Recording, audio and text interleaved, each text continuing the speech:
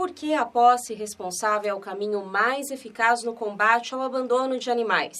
Quem fala deste assunto no Cenário Mulher desta semana é o médico veterinário Pedro Rocha e também o publicitário Lisandro Frederico, que é presidente da ONG Projeto Adote Suzano.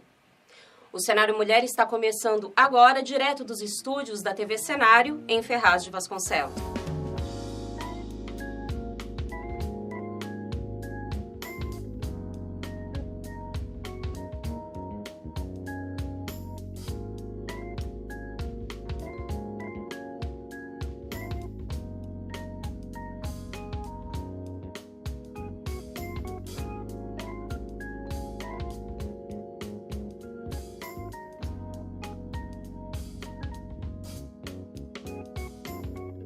Formado em marketing pela Universidade Brás Cubas, Lisandro Frederico conta com 3 especializações, incluindo gerenciamento de projetos e gestão de qualidade. E atualmente desenvolve projetos independentes de publicidade. E essa agenda corrida ele concilia com os trabalhos da ONG Projeto Adote Suzano, que foi criada em Suzano em 2013. Conta pra gente, Lisandro, como é que começou a ONG? Parece que surgiu por conta de uma postagem numa rede social, é isso mesmo? Exatamente. Primeiramente, quero agradecer a oportunidade, o convite que você fez pra gente. Também quero reforçar a importância de você trazer assuntos desse tipo para a mídia, que é uma causa que precisa de mais atenção e, infelizmente, não é muito discutida. Bom, a ONG Paz ela começou a funcionar em janeiro de 2013. Tudo foi motivado por uma postagem que foi feita no Facebook de um animal que precisava de ajuda. E ele tinha sido o quê? Ele tinha sido atropelado e estava morrendo na porta de uma loja. Foi um acidente, né? Que por acaso é um familiar meu que acabou publicando essa foto na rede social e aquilo comoveu muitas pessoas que acabou se envolvendo ali na situação.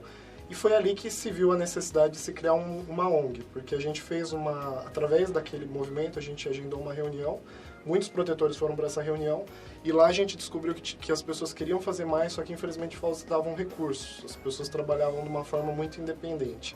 E aí que a gente decidiu por formar a ONG Paz, e desde então, alguns membros daquela reunião estão juntos com a gente até hoje para fazer esse trabalho cada dia se ampliar mais. Muito legal. Então, assim, foi criada em 2013, então nós temos aí 2 anos, né, de trabalho.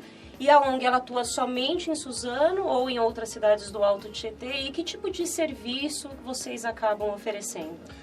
A gente costuma dizer que a causa animal não tem fronteira. Então, quando um animal precisa de ajuda, a gente vai para onde a gente pode chegar. Hoje, aqui dentro da região do Alto Tietê, a ONG está situada, faz um trabalho mais forte em Suzano e em Mogi das Cruzes por conta das parcerias que a gente tem nessa região. Mas isso não quer dizer que a gente não ajude outras cidades. A gente já ajudou praticamente todas as regiões daqui do Alto Tietê, com exceção de Guarulhos. E aqui da região, a única cidade que não tem um trabalho muito forte, aliás, a única cidade que tem um trabalho um pouco mais forte com proteção animal é Mogi das Cruzes e Guararema. Então a gente acaba atuando nas demais cidades. Entendi.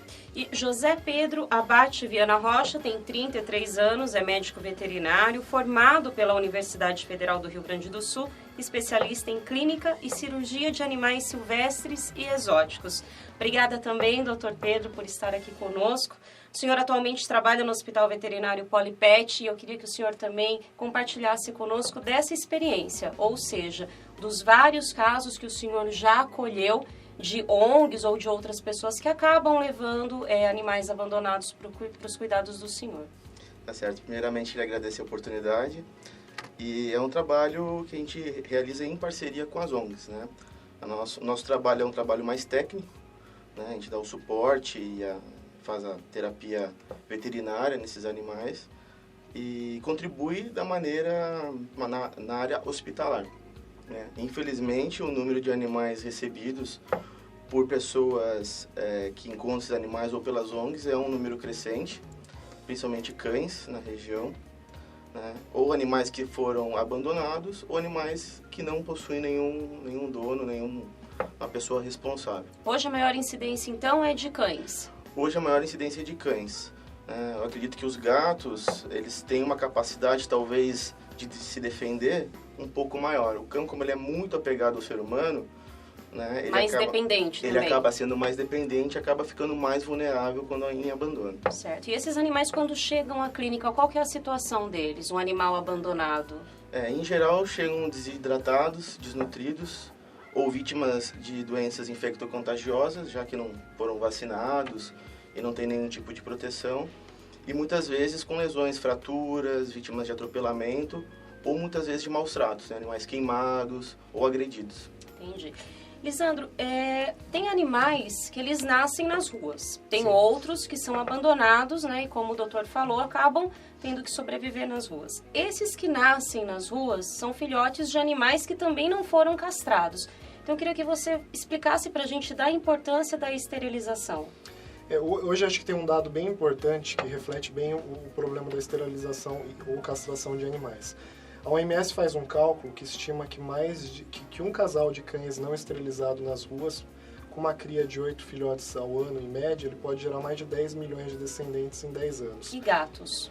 Gatos, eu não sei se tem algum cálculo específico para isso, mas acredito que a quantidade de animais, pelo menos filhotes, seria a mesma proporção. É proporcional. Eu acho que... E gatos ainda tem um agravante que o período que ele entra reprodutivo das fêmeas, ela entra no cio com mais frequência do que o cão. Então, acho que esse número ainda pode se agravar um pouco mais. Mas o fato é que com isso, muitos animais de fato nascem na rua sem nenhum amparo, e tem muitas pessoas também que têm um animal em casa. A partir do momento que o animal engravida, a pessoa entende que aqueles animais, aqueles filhotes não são responsabilidades dela também, e acaba por colocando esses animais na rua. Então a castração, ela é um ponto importante não só para o animal que está abandonado, então a gente precisa do poder público atuando nisso, ou mesmo as ONGs e as pessoas que se dedicam para os animais fazendo esse trabalho, mas é importante também castrar o animal que está dentro de casa, porque não é difícil a gente encontrar casos de um animal que deu uma escapadinha ou que foi dar uma voltinha, gatos principalmente, que muitas vezes as pessoas não têm a casa telada, o gato sai, cruza com outro gato, volta para casa. E a gente tem que entender que a responsabilidade daqueles descendentes ali do animal, dos filhotes, também é do proprietário. Ou seja, que apesar de o animal estar dentro de casa, ser da sua responsabilidade, tem comida, tem água, tem cuidado, tem carinho, ele tem que também ser castrado para que numa eventual escapada, como você mesmo falou, ele não gere mais filhotes. E não só isso, acho que o doutor pode se apropriar mais do assunto para falar das questões de benefício para a saúde do animal da castração também. Doutor Pedro, o que a pessoa, por exemplo, assim, hoje nós temos aí famílias que assistem o nosso programa, principalmente o público feminino, e tem, com certeza, mulheres que devem estar pensando em adotar um animal, ou até mesmo adquirir, comprando, né, um cachorro ou um gato para o seu filho. O que a pessoa deve levar em consideração na hora de tomar essa decisão?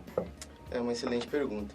Eu sempre falo o seguinte, antes da pessoa adquirir ou adotar um animal de estimação, ela perceber qual que é o perfil dela. Porque existem uma série de animais que têm, né, como finalidade, ou eles vão nos ajudar como sendo animais de estimação. Mas muitas vezes a gente não vai ter naquela residência, naquele lar, as condições para ter especificamente uma ou outra espécie.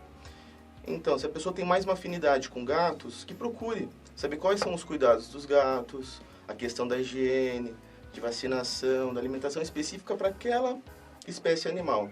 Se tem mais afinidade com cães ou com outras espécies, que busque, né, o primeiro conhecimento, se é viável e possível ter esse animal naquela residência, se todas as pessoas daquela residência compartilham desse interesse em ter o animal, que muitas vezes a criança quer um animal de estimação, mas será que os pais estão preparados em dar toda assistência para esse animal? E também não pode ser levado em consideração como se fosse um brinquedo, Exato. Um objeto, né? Exato, né? É interessante que o animal de estimação, ele acaba também modificando o ser humano, né? Então, eu sempre digo para os clientes quando eles vão na clínica, principalmente quando tem crianças junto, que uma criança que ela tem no seu convívio um animal de estimação, ela se torna um ser humano diferente. Isso a gente vê o dia a dia.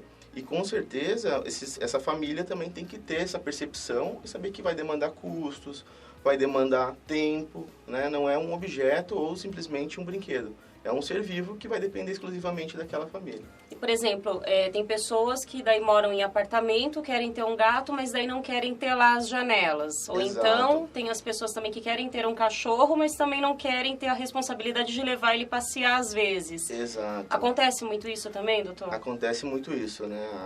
A casuística de acidentes, né, de animais que acabam caindo de apartamentos, principalmente os gatos, não é pequena na clínica veterinária, né? De uma maneira geral. Então, vai ser necessário um investimento nesse ambiente para resguardar a saúde do animal e também daquela família, né? O que adianta aquela criança ter um gato, criar um vínculo, crescer afetivamente, emocionalmente e depois, por um descuido, esse animal acabar sofrendo um acidente. Então, isso também tem que ser levado em consideração. Ok. Confira agora o quadro Proteção e Defesa do Consumidor com a consultora jurídica Juliane Galo. Juliane, é com você.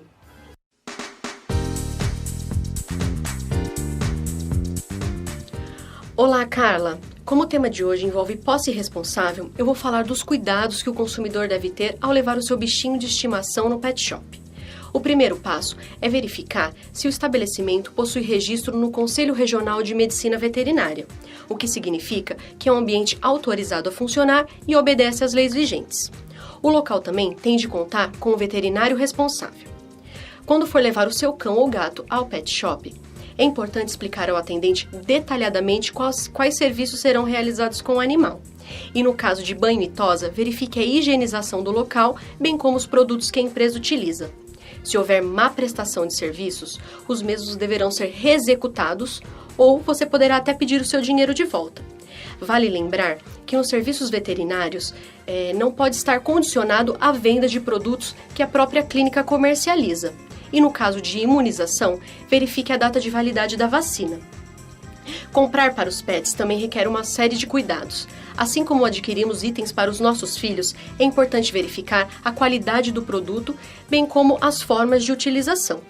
E na hora de comprar alimentos, verifique se tem informações quanto ao fabricante, peso, composição, quantidade diária indicada e a data de validade.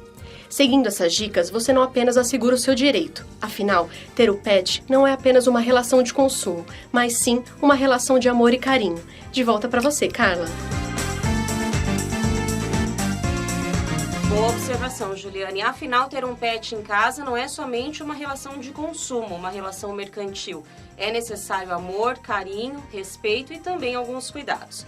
E no próximo bloco nós voltamos com a entrevista com o médico veterinário Pedro Rocha e também com o publicitário Lisandro Frederico, que é o presidente da ONG Projeto Adote Suzano. O tema do Cenário Mulher desta semana é por que a posse responsável é o caminho mais eficaz no combate ao abandono de animais. O Cenário Mulher volta já.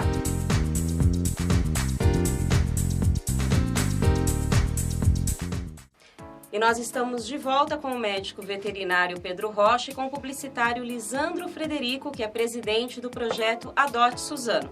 O tema do Cenário Mulher desta semana é por que a posse responsável é o caminho mais eficaz no combate ao abandono de animais.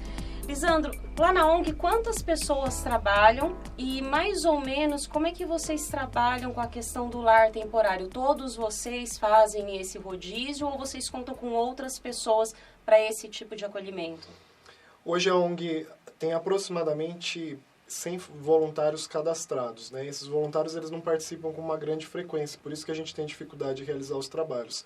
Na prática mesmo, a gente tem 10 pessoas que a gente considera como membros de diretoria, que sou eu, a vice-presidência e os demais membros da ONG, e cerca de 15 voluntários que são o que a gente chama de semi-ativos, que são aqueles que participam com frequência, mas ainda não conseguem firmar um compromisso periódico com a ONG.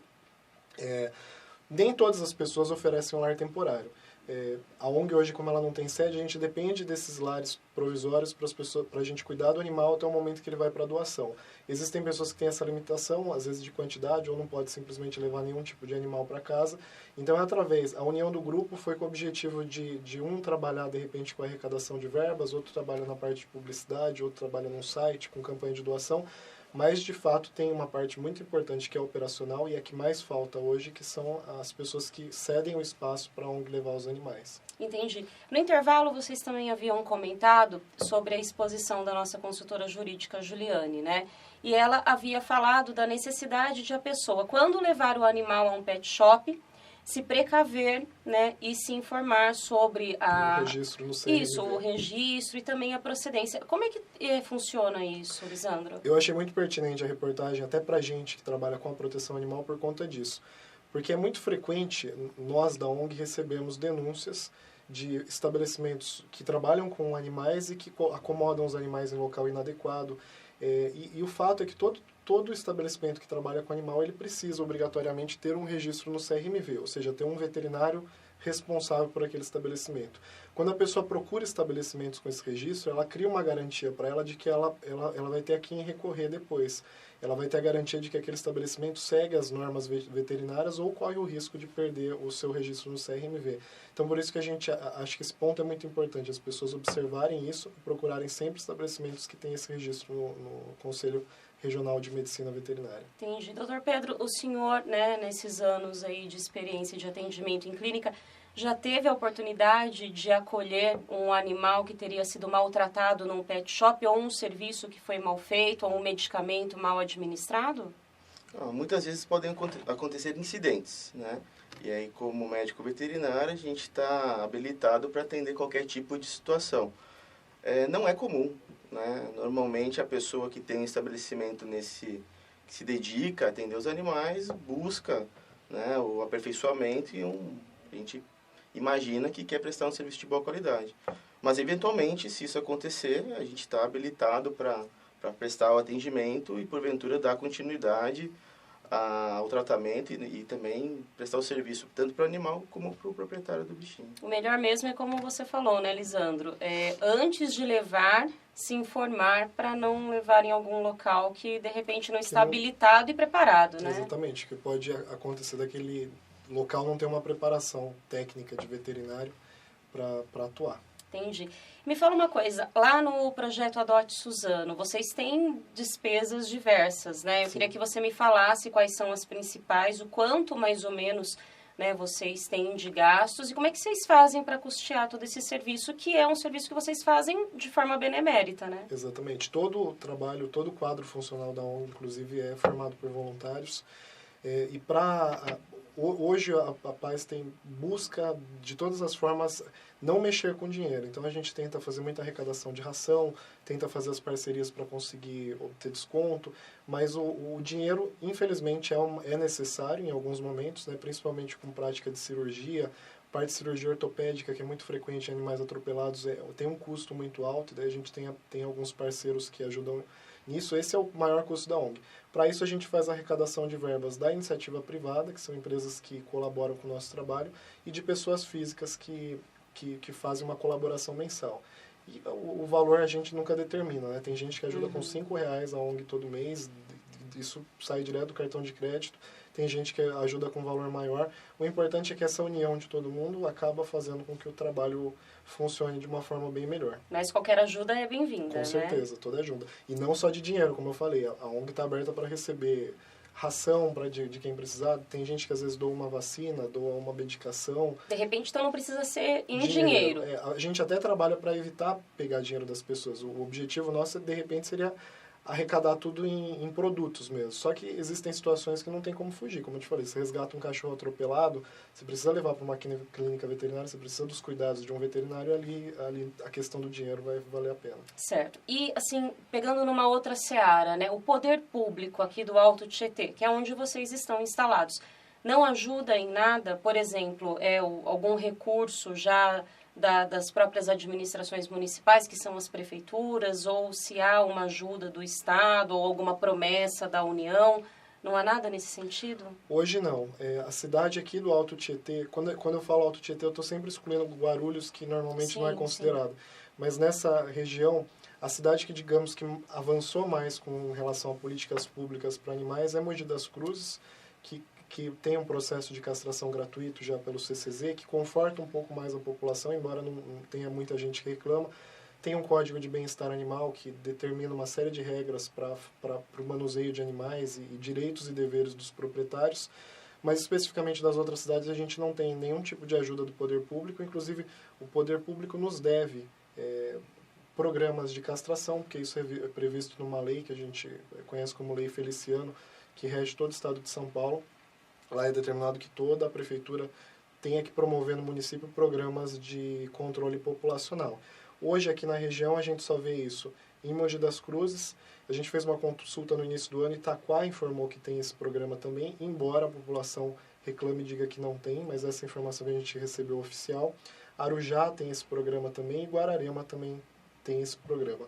Poá chegou a avançar com essa questão, criou um castramóvel, mas recentemente a gente tem recebido muita reclamação e viu que a prefeitura não está castrando mais e nem oferecendo serviços da área de zoonose. Ou seja, se também as prefeituras do Alto Tietê se conscientizassem, investissem fortemente na castração, com certeza o número de animais abandonados também seria bem menor, né? Sem dúvida. A gente estima que aqui no Alto Tietê, tem um cálculo que a Organização Mundial da Saúde faz, de acordo com a população, que a gente pode estimar que aqui no Alto Tietê são mais de 30 mil animais em estado de abandono. Fora esses em estado de abandono, a gente ainda tem aqueles que a gente conhece como semi-domiciliados, que são os que tem alguém que cuida, mas eles ainda estão na rua.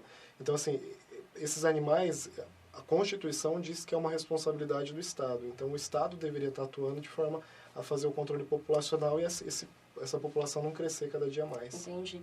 E, uma vez na rua, estão à mercê de atropelamento, de briga... E maus tratos, que é lamentável, né? Mas que é muito frequente ainda. São diversos casos de animais que são tirados da rua para participar de ritual de magia negra, por exemplo, principalmente gato. São diversos casos de pitbull que saem na rua e as pessoas batem pelo que preconceito. Ainda há um preconceito? Uhum. Existe um preconceito muito forte. Gato preto também tem um preconceito muito forte. E, além disso, tem aqueles animais que não se caracterizam em nenhum desses perfis, mas a pessoa faz por maldade. A gente já recebeu, principalmente em Suzano, muita denúncia de estupro de animais. Uhum. A gente tem na ONG um caso, que é a Laila, que está há 2 anos com a gente, há mais de 1 ano com a gente, que foi vítima de estupro. Hoje ela é um animal que é totalmente diferente dos demais. Ela não se aproxima de homem, ela criou um trauma e uma dificuldade para a gente de doar é por conta desse trauma que foi criado pelo ser humano. Entendi.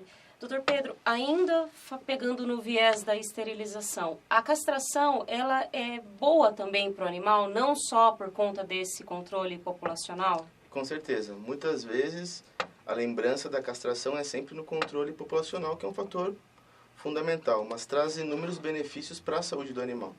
No caso dos cães, especificamente dos machos, você diminui em muita incidência de tumores testiculares.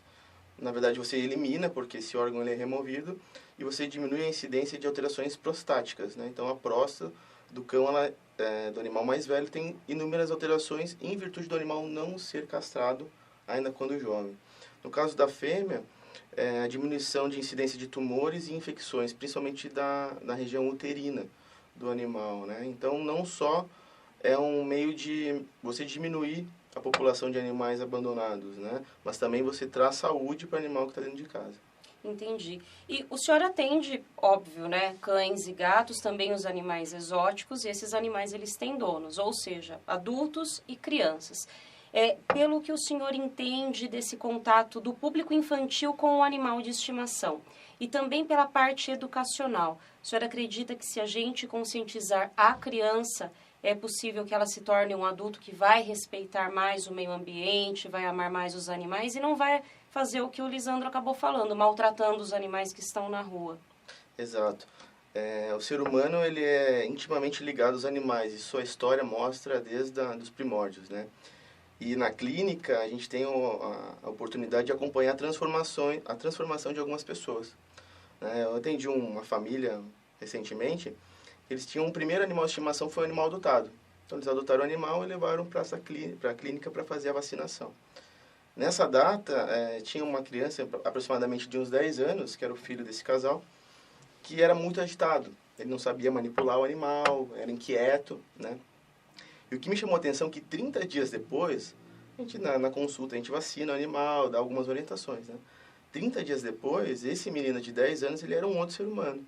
A forma de pegar o animal, a forma de conversar, de se interessar pelas coisas que poderiam acontecer com aquele bichinho. Cria-se também um senso de responsabilidade nesta criança, Exato.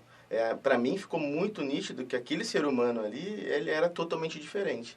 Então bastou 30 dias de contato com o cachorro para aquele ser humano de 10 anos se transformar num ser humano bem melhor.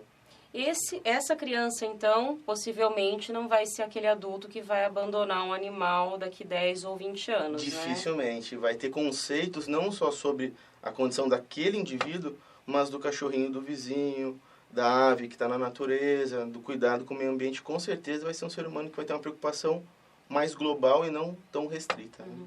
Lisandro, e é verdade que na época de Natal e Ano Novo, as férias de janeiro e um pouco as férias de julho, né, que tem o recesso escolar, aumenta a incidência de animais nas ruas porque as pessoas soltam, porque querem viajar e não tem com quem deixar? Lamentavelmente é um fato real. Assim, as pessoas, de fato, em período de férias, elas costumam viajar, não tem para onde levar o animal, às vezes não querem pagar um hotelzinho, o animal, digamos assim, não cabe na bagagem, e a solução que muita gente encontra é abandonar. E daí vale reforçar que o abandono é crime, quem está praticando esse tipo de coisa é crime. E isso mostra que talvez o que o doutor explicou agora de evolução do ser humano ainda não sobrecaiu nessas pessoas. E só pegando um gancho no que ele falou, eu acho interessante que a ciência tem evoluído nesse sentido. A APAE já realiza trabalhos que envolvem animais com as crianças deficientes, porque eles já viram melhora nessas crianças com essa relação. Nos Estados Unidos, recentemente foi publicada uma pesquisa que mostrou que no histórico do serial killer já existe maus tratos a animais desde criança. Então, talvez que esteja relacionado à psicopatia. É um negócio assim que mostra que, de fato, a maneira como a gente trata os animais hoje representa muito como é a nossa sociedade, né? Entendi. E você estava falando de maus tratos, né? A pessoa que maltrata, que envenena, a gente escuta muito o caso assim, o vizinho envenenou o gato, né? Da amiga, da prima, enfim. Quem envenena, maltrata ou atropela o animal e não resgata, ou que abandona mesmo, ele pode pegar prisão? Tem sanções graves para esse tipo de conduta? Infelizmente, hoje não. Por quê? A gente tem uma lei federal, que é a Lei 9605, que pune as práticas de maus tratos, né? Essa é uma lei federal, mas cada município também pode ter suas leis específicas. A lei determina, se salvo engano, o prazo máximo de 3 anos e, de acordo com o regimento penal, isso pode ser substituído por serviços comunitários. Então, na prática, são raros os casos das pessoas que conseguem configurar um crime ambiental ao ponto de ir para a cadeia. Embora, recentemente, a gente viu o caso daquela mulher que se dizia protetora, e foi o primeiro caso no Brasil de uma mulher que vai para a cadeia, ela vai pagar na cadeia o que ela causou com os animais dela lá, só que foi um número muito maior de animais que Eram mais de 40? Exatamente. Como o número foi lesado, isso caracteriza digamos assim, um impacto ambiental muito mais forte, por isso que acabou dando cadeia para ela. Mas isso, infelizmente, não é comum. As pessoas têm dificuldade de fazer a lei valer, até porque muitas pessoas elas não têm conhecimento da lei. Então, por isso que eu acho importante esse programa para dar divulgação para isso. Os animais, quem atropela e não presta socorro para o animal, quem abandona um animal na rua, quem corta um rabo de um gato, quem solta fogos em cima de bicho, tudo isso são coisas que podem ser caracterizadas como maus tratos aos animais, e para que isso seja caracterizado, uma coisa que eu tenho batido muito pé dentro da ONG é que a ONG não quer ser assistencialista, então a gente quer ajudar as pessoas a entenderem qual que é o caminho dentro do serviço público para fazer a lei valer. E nesses casos, ela tem que procurar a Polícia Ambiental. Aqui na nossa região, quem atende é a Polícia Ambiental de Mogi, repassar esses casos para a Polícia Ambiental. E se não houver tratamento, a pessoa não pode se conformar. Tem que procurar a Corregedoria, o Ministério Público, para insistir para que o governo faça o trabalho que hoje, infelizmente, são as ONGs que fazem. É o informar para poder transformar, né, essa realidade. Que é importante. As pessoas acabam deixando sob a responsabilidade das ONGs ou sobre a responsabilidade de protetores. E a ONG hoje, ela não existe simplesmente porque a gente acordou e falou queremos fazer um lugar cheio de animais e porque a gente simplesmente gosta. A gente faz isso porque nos incomoda ver a situação de abandono dos animais e o serviço público não oferecer o apoio para isso. Então, uma coisa que a gente tem batido muito é tentar transformar a consciência dessa população para aprender quais são os seus direitos, quais são os seus deveres e para que o serviço público comece a funcionar. E, doutor Pedro, comprar ou adotar um animal? É uma pergunta muito interessante. Né? Hoje em dia existe um número muito grande de animais para doação. Né? Depende do perfil da pessoa. Né? Muitas vezes fala, mas existem tantos animais para adoção, para que comprar um animal? Né? Mas muitas vezes a pessoa tem aquela afinidade com aquilo que nós conversamos. Né? Então, uma raça de guarda de casa, uma raça com uma finalidade específica, às vezes é necessário você adquirir esse animal. Não quer dizer que a pessoa vai ter mais ou menos carinho do que o animal adotado, mas é aquela afinidade, né? Muitas vezes a gente vê nos locais de adoção a gente brinca, né, até com as pessoas, que não é a gente que escolhe os animais, né? Mas porventura você nem tem interesse muitas vezes naquele momento, né, de ter o animal ou de adotar, mas há um vínculo tão forte naquele momento que eles acabam nos escolhendo, né? E porventura se dá aquela química que a gente fala e acaba levando o animal para casa. Então muitas vezes é isso, né? Comprar é interessante se existe uma finalidade específica, se a pessoa tem o suporte necessário, né? Então, um animal de guarda, será que vai ter o canil adequado? Será que vai ter a quantidade de ração, uma ração de alta qualidade, né? Será que tudo isso vai ser fornecido para esse animal? Ou o animal de adoção, será que vai ter as condições para cuidar daquele animal, tem aquele vínculo? Então, depende muito do vínculo que se estabelece entre o ser humano e o indivíduo, né? Bacana. Lisandro, queria agradecer imensamente por você ter vindo aqui e eu acho que os esclarecimentos foram bem pertinentes. Acho que quem está em casa agora entendeu um pouco mais sobre a responsabilidade de você ter um gato, ter um cachorro, ou até mesmo de você ter a ideia de querer ter um. Queria que você deixasse os contatos da ONG e também o seu, principalmente para aquelas pessoas que gostariam de ajudar vocês, né, de colaborar. Quem quiser trabalhar na ONG, quem quiser colaborar com a ONG, quem quiser visitar a campanha de adoção para adotar, todo esse trabalho é divulgado e é captado através do nosso site, que é www.projetoadote.com. Então, através do site, as pessoas podem entrar em contato com a gente para colaborar, para doar, para participar, enfim, para fazer essa causa melhorar. Ok. Dr. Pedro, muito obrigada também pelos seus esclarecimentos. E como é que as pessoas fazem para entrar em contato com o senhor ou até com a clínica? A pessoa pode entrar em contato pelo telefone 4724-8030 do Hospital Veterinário da Polipet ou pelo site www.polipet.com.br. E o Cenário Mulher desta semana fica por aqui. Se você quer assistir novamente este conteúdo, acesse o site www.tvcenario.com. Siga-nos também nas redes sociais. E se quiser entrar em contato conosco por e-mail, tome nota do endereço eletrônico que aparece aí na sua tela. Quer saber mais sobre as roupas que eu uso especialmente aqui para a TV Cenário? Acesse a página oficial da loja Visão Feminina Roupas e Acessórios no Facebook. Obrigada pela companhia, que a semana seja de luz e de muito entendimento. Eu aguardo você no programa inédito.